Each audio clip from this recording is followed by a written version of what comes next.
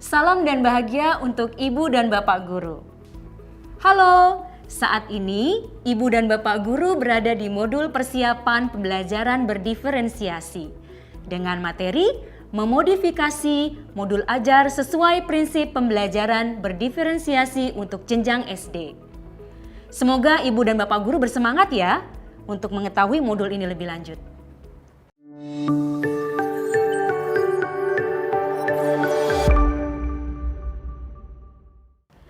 Nah, di dalam materi ini kita akan belajar untuk memodifikasi modul ajar seperti yang sudah pernah kita buat dalam topik perencanaan pembelajaran. Modul ajar ini akan kita modifikasi berdasarkan hasil pemetaan murid sesuai dengan prinsip belajar berdiferensiasi. Yuk kita mulai belajar. Pada materi di topik sebelumnya, kita sudah belajar bahwa di tingkat SD kita mengenal istilah asesmen diagnostik. Asesmen diagnostik bertujuan untuk melakukan pengecekan apakah murid sudah memenuhi kompetensi sebagai prasyarat dari materi yang akan dipelajari. Dalam hasil asesmen diagnostik, kita mendapatkan informasi tentang 3 kategori murid, yaitu paham utuh kategori 1. Murid dikatakan paham utuh apabila murid dapat menjawab hampir semua soal dengan benar. Paham sebagian. Murid dikatakan paham sebagian apabila murid hanya dapat menjawab beberapa soal asesmen dengan benar. Belum paham. Murid dikatakan belum paham apabila murid hanya dapat menjawab sedikit dengan benar. Ibu dan Bapak Guru, pada modul memahami murid materi asesmen diagnostik SD, kita telah melihat contoh pelaksanaan asesmen pada muatan ajar matematika kelas 2 dengan jumlah murid 30. Berikut pemetaan kemampuan murid. Selain menganalisis data terkait dengan hasil asesmen, guru juga perlu memperhatikan proses murid saat pengerjaan, misalnya dalam hal ketelitian. Proses pembelajaran sebelumnya, seperti akomodasi gaya belajar anak dan penguasaan konsep.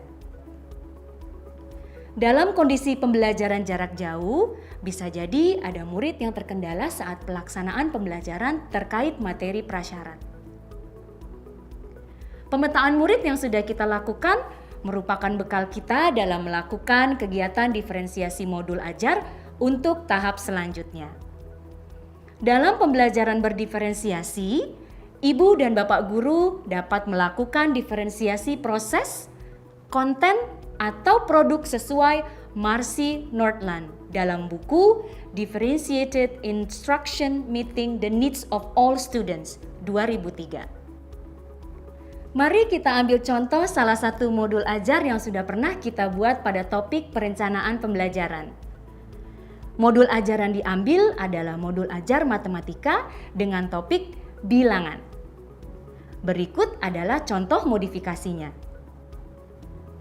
Guru memfasilitasi murid untuk menentukan goal setting.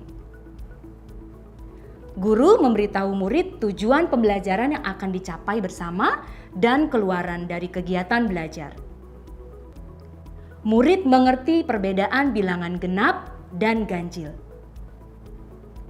Guru memberikan gambaran penilaian. Murid diminta untuk melakukan refleksi atas kemampuannya selama ini.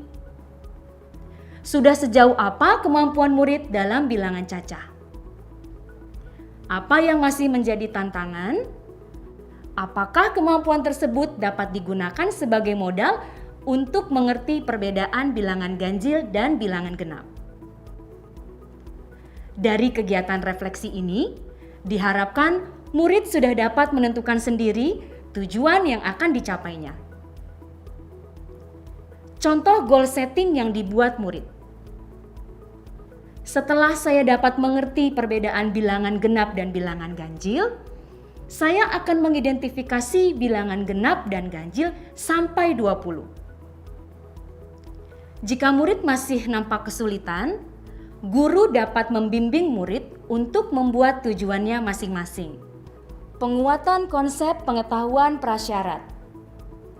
Guru memberikan penjelasan untuk menguatkan konsep pengetahuan prasyarat melalui pembahasan soal asesmen prasyarat atau menambah jam untuk review.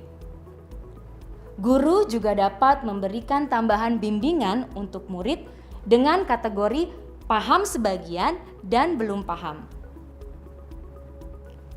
Pengelolaan kelompok. Pada saat pembentukan kelompok belajar, baik pertemuan 1 dan 2, murid akan dikelompokkan berdasarkan tingkat kesiapan belajar yang bervariasi. Tindak lanjut dari asesmen diagnostik guru membagi peran di tiap kelompok. Contoh pembagian peran dalam kelompok. Ketua berperan memastikan kelompok fokus dan terlibat dalam pengerjaannya. Narasumber berperan memastikan semua anggotanya paham yang dijawab dalam LK. Narsum dapat dipilih dari murid yang paham utuh, sehingga bisa menjadi sumber belajar bagi temannya yang masih paham sebagian. Juru tulis berperan untuk menuliskan hasil kerja kelompok pada LK. Juru tulis dapat diberikan ke murid yang masih butuh dilatih kemampuan menulis. Juru bicara berperan dalam mempresentasikan hasil diskusi. Juru bicara dapat dipilih dari murid yang perlu dilatih kemampuan berbicara di depan umum. Guru berperan sebagai fasilitator saat belajar kelompok bagi kelompok yang terdiri atas murid yang paham utuh dan paham sebagian.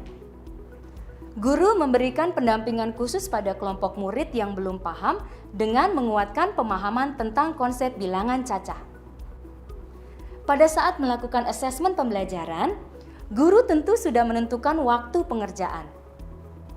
Murid diberikan tantangan terkait dengan jenis, sederhana dan kompleks, atau jumlah soal. Soal sederhana diberikan untuk semua murid. Soal yang lebih kompleks dapat dikerjakan jika murid telah selesai mengerjakan soal yang sederhana. Ibu dan Bapak guru, ingat bahwa salah satu cara mengelola kelas berdiferensiasi adalah dengan memberikan pemahaman kepada murid bahwa guru bukanlah satu-satunya sumber belajar mereka. Sehingga guru mendapatkan bantuan dari murid dan dapat mengambil waktu untuk memberikan bimbingan bagi murid yang membutuhkan. Sebagai permulaan, cobalah ibu bapak guru mencari modul yang sudah ada. Kemudian, belajar memodifikasinya seperti yang sudah kita pelajari. Sekian materi memodifikasi modul ajar SD sesuai prinsip pembelajaran berdiferensiasi. Ibu dan Bapak guru dapat melihat contoh modul ajar yang sudah dimodifikasi pada lampiran video ini. Selamat bereksplorasi untuk membuat rencana pembelajaran Ibu dan Bapak guru hebat. Salam dan bahagia.